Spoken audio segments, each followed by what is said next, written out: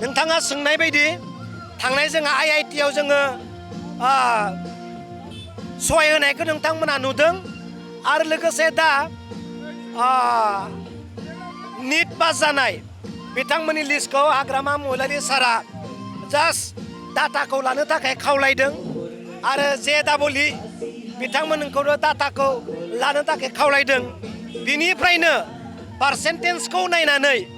सुबिदा बायदि निश्चय BTC सरकारा सहाय खालामगोन होननानै जों सानदों बिथांमोनानो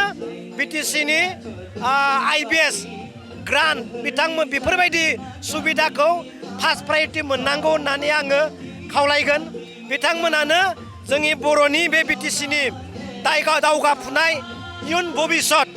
बिथांमोना निश्चय जाहैगोन IIT आनो होन ITI आनो होन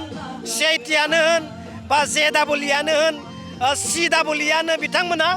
जेन फार्स्ट प्रायरिटिखौ मोनो आं सरकारखौ खावलायगोन आङो दिनैनि बे फरायसा जायखौ आं एसे अनसुंथाइ होदों बेखौ आं अकस्मातसो मिथिदों हरखाबैसो आं मिथिदों जोंहा सासे भेरगावनिनो सासे आदा प्रफुल्ल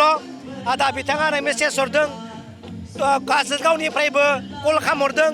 आरो जोंहा पार्टिनिनो सासे कमल दैमारि होननाय बिथाङा आंखौ खावलायदों बिब्दि बिथाङा IIT एडमिसनाव